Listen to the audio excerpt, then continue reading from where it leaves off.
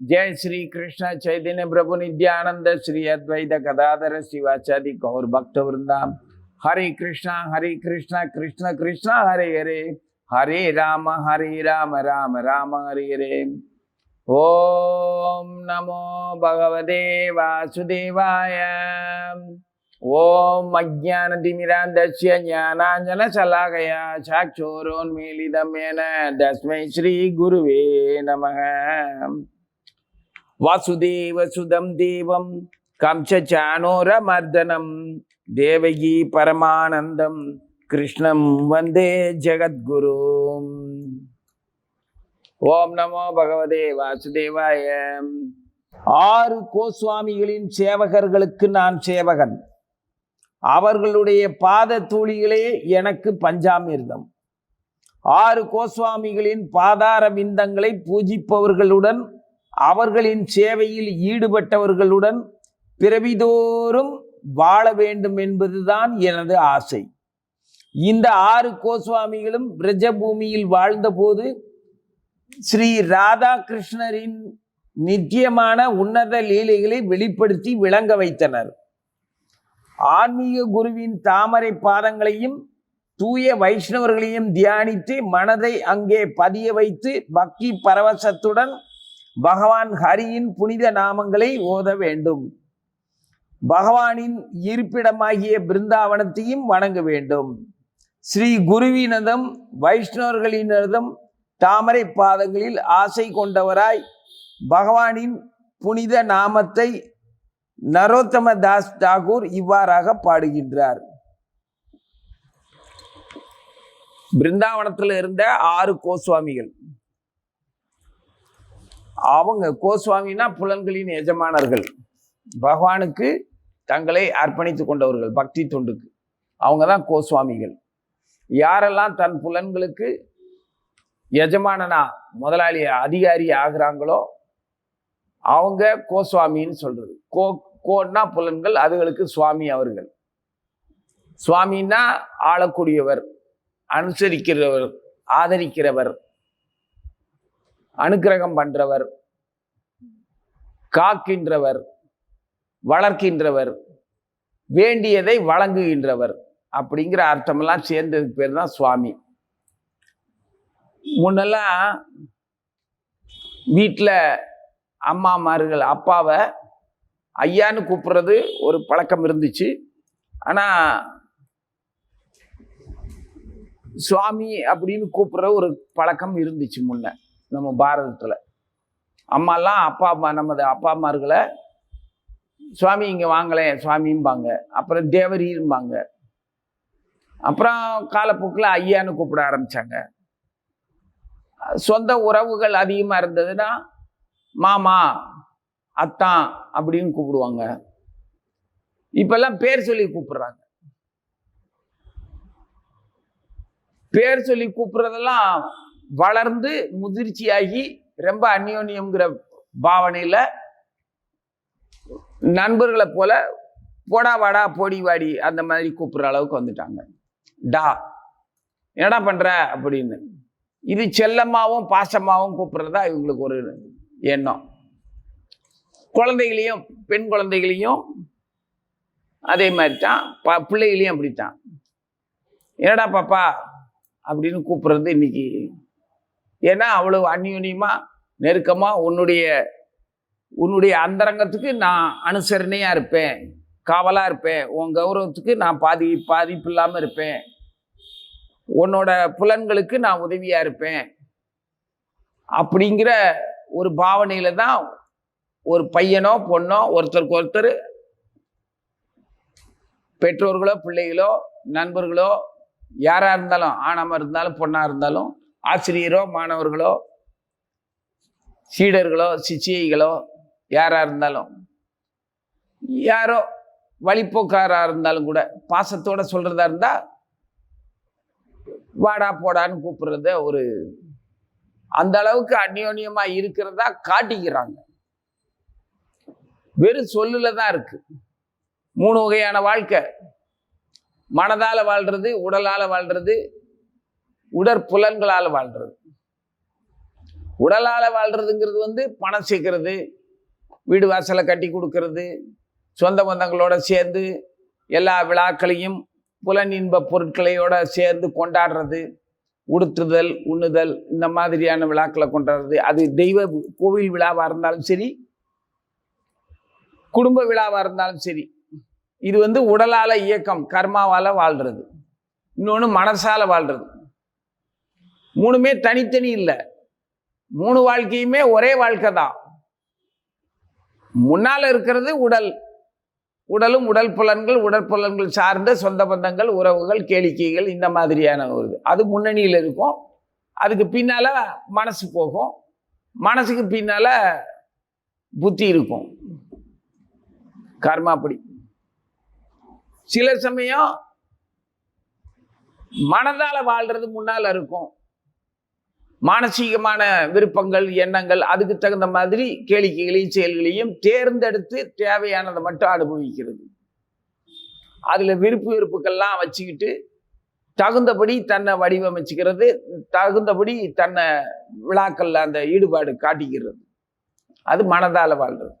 மனசுக்கு ஒரு நெருடல் இருந்துச்சுன்னா எவ்வளவு வேண்டியவங்களா இருந்தாலும் உறவாளியோ கர்மாவாலியோ கட்டாயப்படுத்தப்பட்டா கூட அந்த விழாவில் கலந்துக்க மாட்டாங்க. மனதால வாழ்றவங்க அவங்களுக்கு மனசால வாழ்றதுக்கு எங்கெல்லாம் பிடிச்சிருக்கோ அந்த இதுல எல்லாம் இந்த புலன்களை கூட்டிட்டு போயிடுவாங்க. அப்புறம் அந்த கர்மாப்படி அறிவால வாழ்றது ஒரு வகை. அது வந்து மனதையும் இந்த உடலால வாழ்ற அந்த கர்மாவையும் அறிவுபூர்வமா தேர்ந்தெடுத்து வகை பிரிச்சு அதுக்கு தகுந்த மாதிரி தன்னுடைய நிகழ்ச்சிகளை சந்திக்க துணிச்சலையோ அல்லது விலகிறதுக்கான துணிச்சலையோ அல்லது சந்திக்கிறதுக்கான சந்தோஷத்தையோ கைவிடுறதுக்கான சந்தோஷத்தையோ அறிவுபூர்வமாகவே அவங்க திட்டமிடுவாங்க. அது முன்னால் இருக்கும். ஆக மொத்தத்தில் வாழ்க்கை என்னவோ ஒன்று தான்.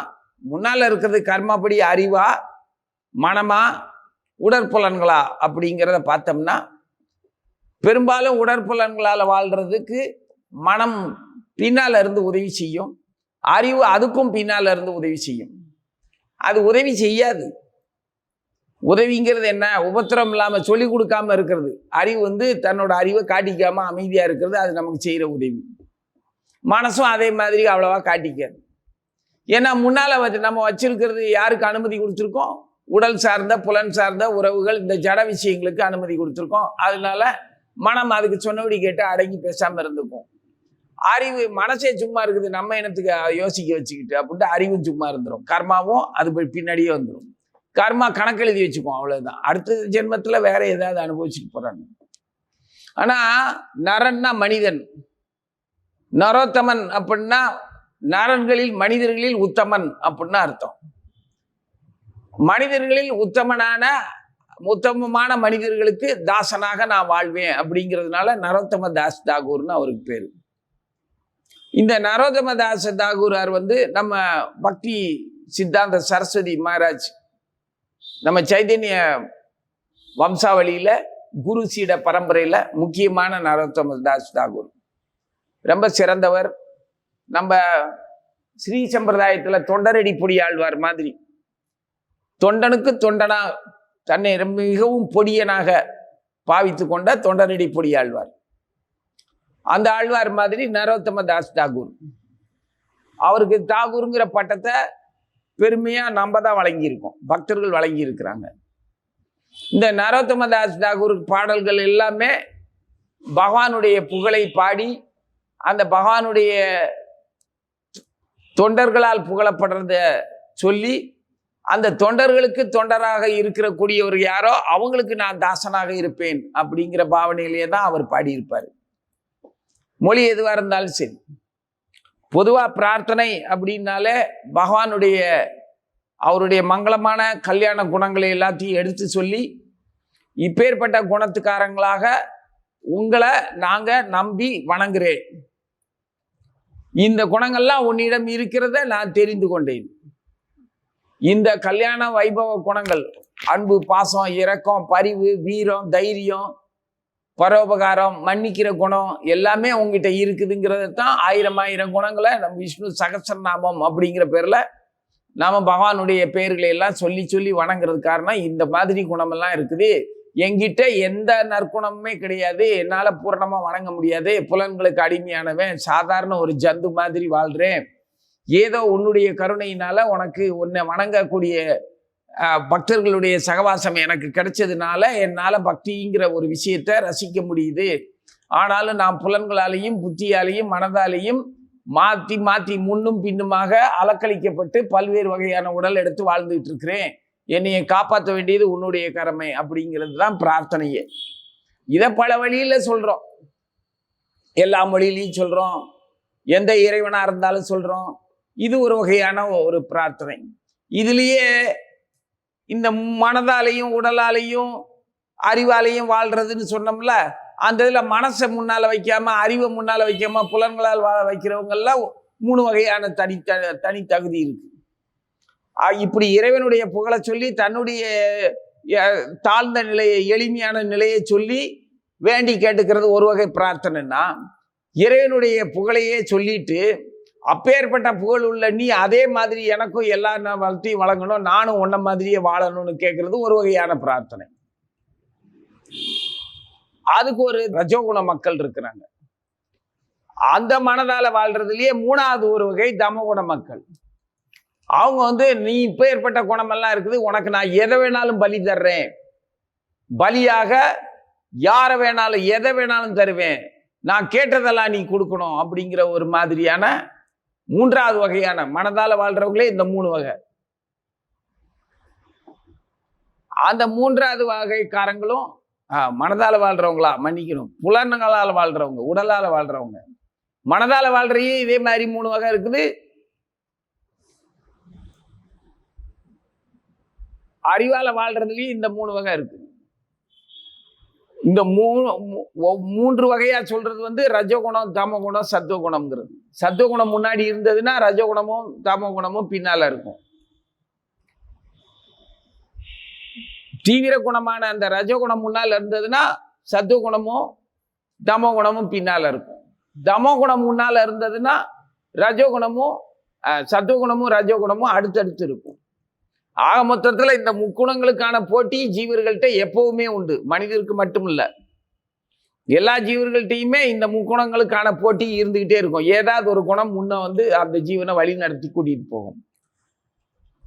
இதுல இந்த குணம், ஜடப்பொருள், புலன்கள் அப்படிங்கிற விஷயங்கள் எல்லாமே சராசரியா எல்லாருக்கும் எல்லாமே தெரியுங்கிற மாதிரி தெரிஞ்சுக்கிறது இல்லை.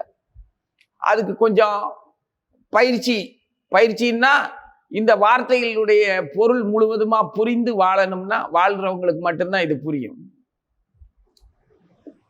புலன்னா சென்சஸ், புலன்கள்ங்கிறது மொழி எதுவா இருந்தானே, புலன்கள்ங்கிறது நம்ம அனுபவிக்கக்கூடிய கண்ணால காதால கேட்கறது, இந்த மாதிரியான புலன்கள்.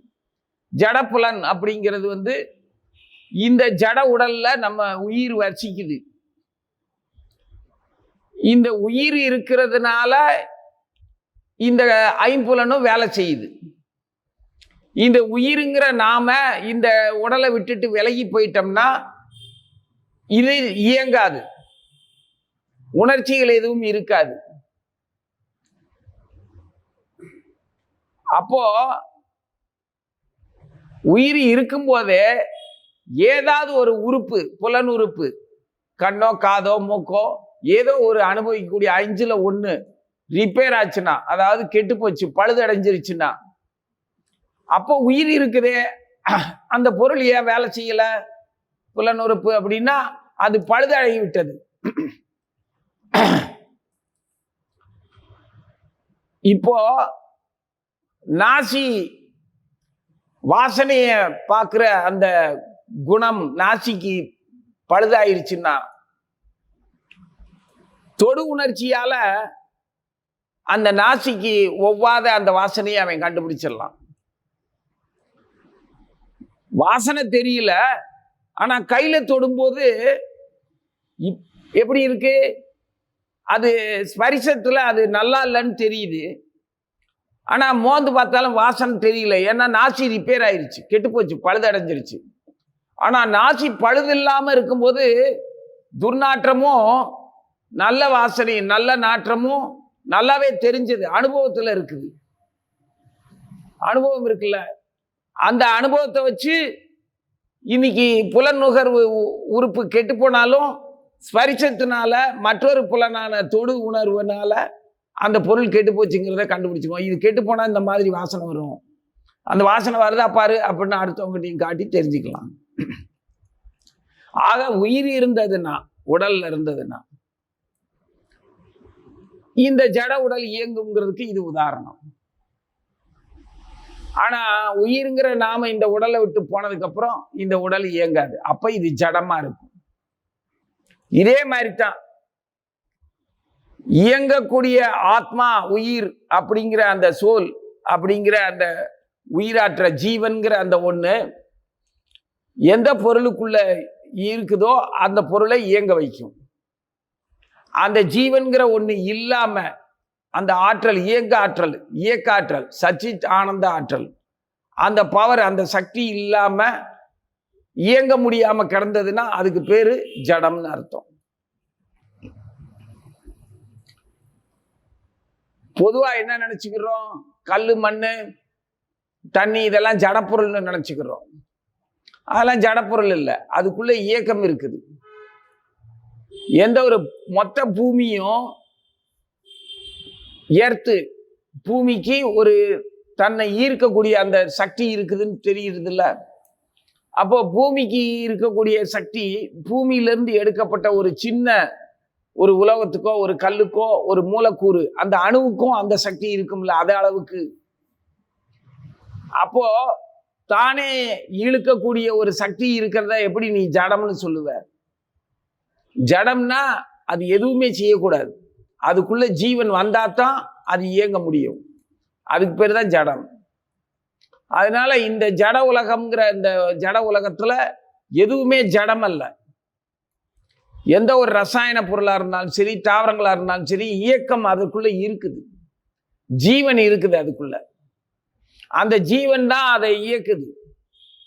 அதே மாதிரி மனிதர்களுக்குள்ளேயும், மனித உடல் மாதிரியான பல்வேறு உடல்களுக்குள்ளேயும் ஜீவன் இருக்குது.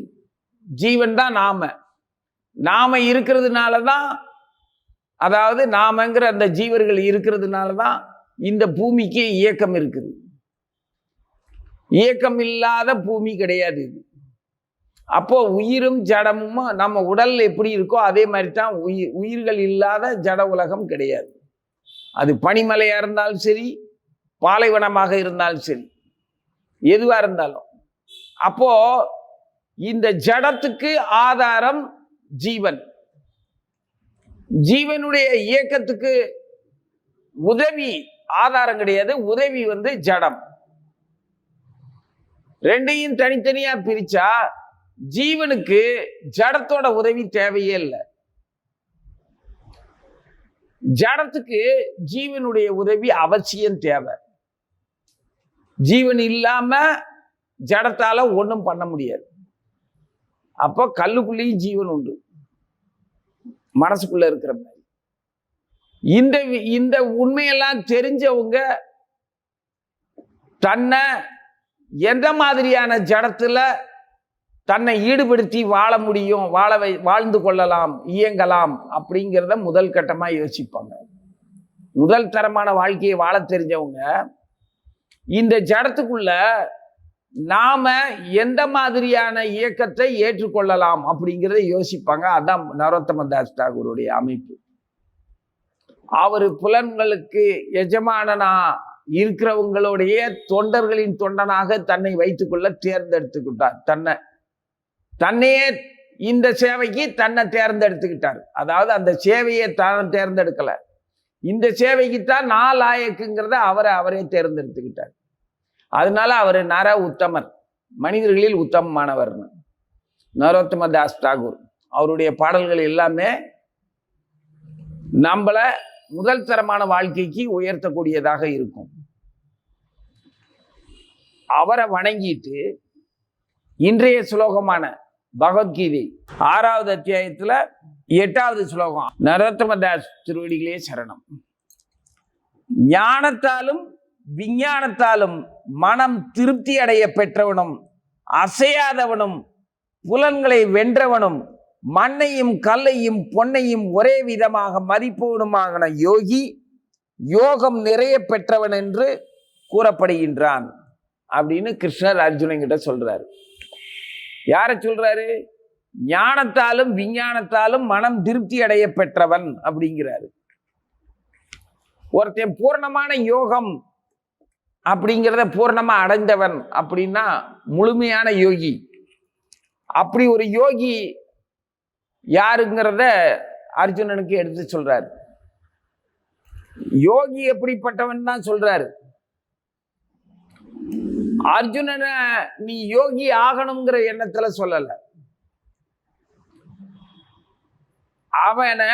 அவனுக்கு நமக்கு எது யோகம், எது விஞ்ஞானம், எது ஞானம்ங்கிறத சொல்லி வராரே தவிர நீ இதுவா ஆகு அப்படின்னு கட்டளை இடல.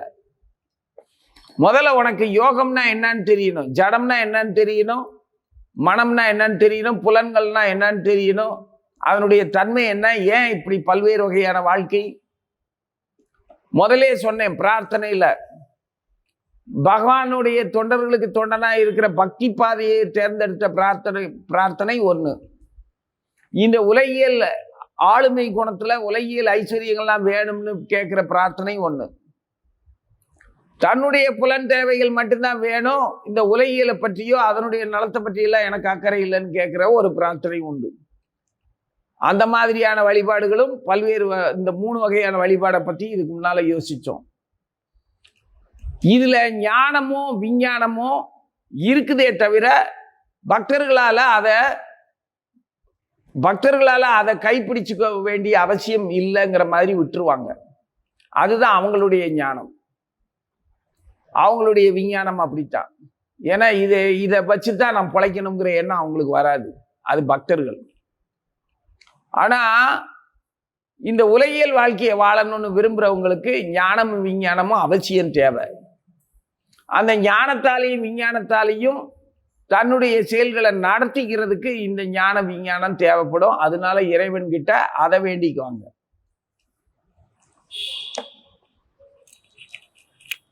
வெறுமனே ஞானத்தை பற்றியும் விஞ்ஞானத்தை பற்றியும் அக்கறையே இல்லாம தன்னுடைய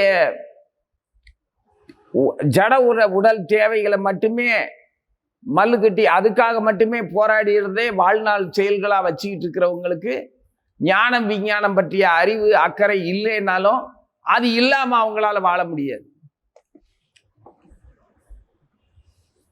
அது அவங்களுக்கு மறைமுகமா, அதாவது அதுதான் அவங்கள வழி நடத்துது. இதுக்கு உதாரணமா என்ன சொல்லலாம்னா, பிரகலாத் மகாராஜன்ட்ட குரு சுக்கராச்சாரியாருடைய பிள்ளைங்க சண்டனும் அமர்க்கணும், அந்த 2 பேருமே பாடம் நடத்தும் போது பிரகலாதன் அவர்களுக்கு சொல்றாரு, உங்களுக்கு ஹரி, அதாவது விஷ்ணு ஸ்ரீமன் நாராயணர் உங்களுக்கு எதிரியாக தெரிகிற மாதிரி அவர் உங்களுக்கு அனுக்கிரகம் பண்ணி இருக்கிறார். எனக்கு அவர் நண்பராக அருள் புரிந்திருக்கிறார். அதனால அவரை பற்றி எனக்கு நல்லாவே தெரியுது. பகவான் என்ன அவருடைய நட்புக்குரியவனா அவர் என்னைய தேர்ந்தெடுத்து எனக்கு அனுக்கிரகம் பண்ணதுனால அவர் எனக்கு இன்பமானவராகவும் பிரியமானவராகவும் அவர் எனக்கு பாதுகாவலராக எனக்கு நம்ப தோணுது. அவரை பற்றி எல்லாமே தெரியுது எனக்கு, அவர் என்னை அன்போட ஏற்றுக்கொண்டதுனால. உங்களை அவர் தன்னுடைய அவரை உங்களுக்கு எதிரியா இருக்கிற மாதிரி உங்களை நினைக்க வச்சிருக்கிறாரு. அதுக்கு நான் என்ன செய்ய முடியும்? அவர் எல்லா உயிர்களையும் யாரை வேணாலும் எப்படி வேணாலும் நினைக்க வைப்பாரு. அது அவரை பற்றி எனக்கு தெரியுதுன்னா, அவர் எப்படிப்பட்டவருங்கிறது எனக்கு தெரியுதுன்னா, அவர் என்னை நண்பரா ஏற்றுக்கொண்டார், எனக்கு பிரியமானவனா என்னை ஏத்துக்கிட்டாரு. புரியுதா? அப்போ இன்னைக்கு கடவுளை துவேசிக்கிற, கடவுளுங்கிற விஷயத்தை பொய்ன்னு சொல்ற இந்த மனித மலங்கள்லயே சுத்தி வாழ்ந்துகிட்டு இருக்கக்கூடிய அவங்களையெல்லாம் கடவுள் என்ன செஞ்சு வச்சிருக்கிறாரு? அவங்கள அப்படித்தான் ஆக்கி வச்சிருக்கிறாரு. அதுதான் அவருடைய செயல். தன்னுடைய சேவகனா ஆகணும் அப்படின்னு அவர் யாரையுமே கட்டாயப்படுத்துறது இல்லை. தன்னை பற்றி எல்லாருக்கும் தெரியணும் அப்படின்னு அவர் யாருக்கிட்டையுமே அவர் வலிய தன்னை வெளிப்படுத்துறது கிடையாது.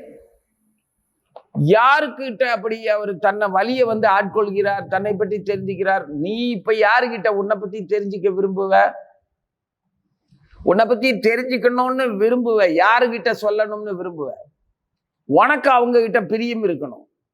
உனக்கு ஒருத்தர்கிட்ட பிரியம் வராம உன்னை நீ அவங்க கிட்ட காட்டிக்க மாட்ட. உனக்கு ஒருத்தர்கிட்ட பிரியம் வர்றதுக்கு காரணம் என்னவா இருக்கும்? அவங்க உன்னை போற்றி புகழ்றதுனாலயோ இகழ்றதுனாலயோ உன்னுடைய விருப்பங்களுக்கு அவங்க துணையா இருக்கிறதுனாலயோ அவங்க மேல உனக்கு பிரியம் வந்துடாது. பரஸ்பரம் ஒருத்தர் நம்ம கிட்ட பிரியமா இருக்கிறதுக்கு காரணம் என்னவா இருக்கும்னு தெரிஞ்சாதான் அவங்க மேல உண்மையிலேயே பிரியம் வரும். உன்கிட்ட பிரியமா இருக்கிறவங்கள உடனே நீ ஏத்துக்கிட்டேன்னா நீ முட்டாள். பரஸ்பரம் அவன்கிட்ட இருக்கக்கூடிய களவாணித்தனம் நம்மகிட்டயும் இருக்குது. அதனாலதான் அவனுடைய புகழ்ச்சியை நீ உடனே ஏத்துக்கிட்ட. ஏன்னா உனக்கு அந்த பொய் புகழ்ச்சி உனக்கு தேவைப்படுது. அதே மாதிரி அவனுடைய உதவி தேவையினால உன்னுடைய புலன்களுக்கு அவன் தேவைப்படுது, அவனுடைய புலன்களுக்கு நாம தேவைப்படுறோம். இத பிரியம்னு சொல்ல முடியாது. உண்மையான பிரியம் என்ன அப்படின்னா, காரணம் பின்னாடி அவங்க நம்ம கிட்ட அன்பு காட்டுறதுக்கான காரணம் எதுவுமே இருக்கக்கூடாது, கடவுளா மட்டும்தான் இருக்கணும். அப்படி இருந்தா தான் அவனுடைய பிரியத்தை நம்ம மனப்பூர்வமா ஏற்றுக்கொள்ள முடியும்.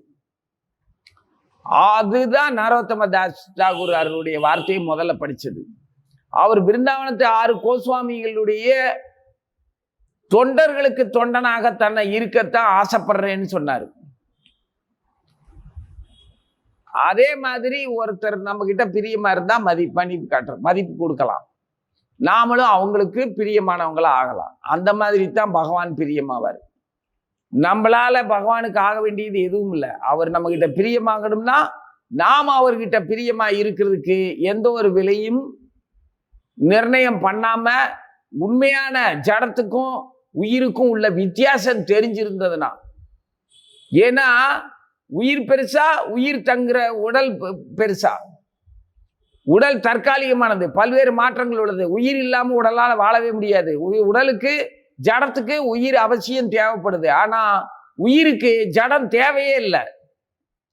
அதே மாதிரி தான் கடவுளுக்கு நாம தேவையே இல்லை. நமக்கு கடவுள் தேவை. நான் கடவுள் இல்லாம நம்மளால எதுவும் பண்ண முடியாது, இயக்கமே கிடையாது. புரியுதா? இதை பிரகலாத் மகாராஜா அவங்க கிட்ட சண்டை நமக்கு சொல்லுவார். அப்போ அடுத்து என்ன சொல்றாரு பிரகலாதன்? எனக்கும் சரி உங்களுக்கும் சரி நமக்கு சொந்த சுதந்திரம்ங்கிறது எதுவுமே கிடையாது. அவர் என்னை ஆட்கொண்டார். அவரை தவிர வேற எது மேலேயும் எனக்கு கவனமோ அவருக்கு எதிரான விஷயங்கள் மேல எனக்கு ஈடுபாடோ வரவே வராது. ஏன்னா எனக்கு சுதந்திரமே இல்லை. நான் அவருடைய சொந்த தாசன் ஆயிட்டேன். அவருக்கு பிரியமான அவருடைய அங்கத்திலையும் அவர் எண்ணத்திலையும் இருக்கக்கூடிய ஒரு பொருள் ஆயிட்டேன். அப்ப எனக்கு சொந்த சுதந்திரம்னு எதுவுமே கிடையாது. ஏன்னா நான் அதை அவருக்கு சொந்தமானதை ஆக்கிட்டேன். அதே மாதிரி தான் நீங்களும். நீங்க அவருக்கு எதிரிங்கிற நிலையில இருந்து உங்களால மாற முடியாது. நீங்க இப்படித்தான் இருப்பீங்க. இன்னைக்கு பௌதிக உலகத்துல நாம இந்த கருத்தெல்லாம் தெரிஞ்சிருந்து பார்த்தோம்னா நம்ம பக்தராகிறோமோ இல்ல பௌதிக வாழ்க்கையில நம்ம உயிரை பகவானுடைய பக்தர்களுக்கு தோழனாவும் தொண்டனாவும் ஆக்குறோமோ இல்லையோ, இந்த ஆசாபாசங்கள் புலன்களாலேயும் விஞ்ஞானத்தினாலேயும் ஞானத்தினாலேயும் பல்வேறு வகையான உணர்வுகளால் அலைக்கழிக்கப்படுற நிலைமையில எந்த நிலையில நம்ம இருந்தாலும் சரி,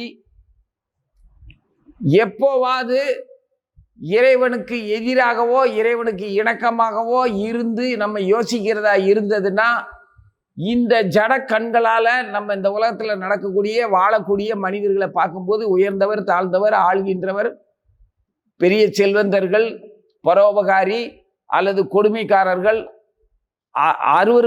அருவருப்பான வாழ்க்கையை உன்னதமா வாழ்றவங்க அப்படிங்கிற பல்வேறு மாற்றங்களுடைய மயக்கங்கள் நம்மளை பாதிக்காதபடி இருந்துக்கணும்னா இந்த விஞ்ஞானம் தெரிஞ்சுக்கணும்.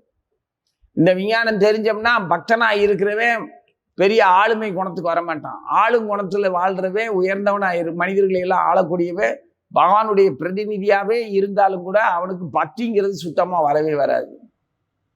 அப்ப பக்தனுக்கும் இந்த ஜட உலகத்துக்கும் சம்மந்தமே இல்லை. பக்தனா இருக்கிறவன் தன்னுடைய இயலாமையினால நம்ம எதையுமே ஆள முடியல, அனுபவிக்க முடியலன்னு வருத்தப்பட வேண்டிய அவசியமே இல்லை. பக்தன் ஆகிற பாதையில பகவான் கூட்டிட்டு போறாருன்னா நமக்கு உகந்தது அல்லாத வேறொரு நினைச்சு ஏங்குறது அறிவிலித்தனம். அறிவு அங்க மாயை மயக்கத்துல ஈடுபட்டுருச்சுன்னு அர்த்தம். யாரா இருந்தாலும் சரி, எதுக்கும் அஞ்ச வேண்டியதில்லை, எதற்கும் ஏங்க வேண்டியதில்லை.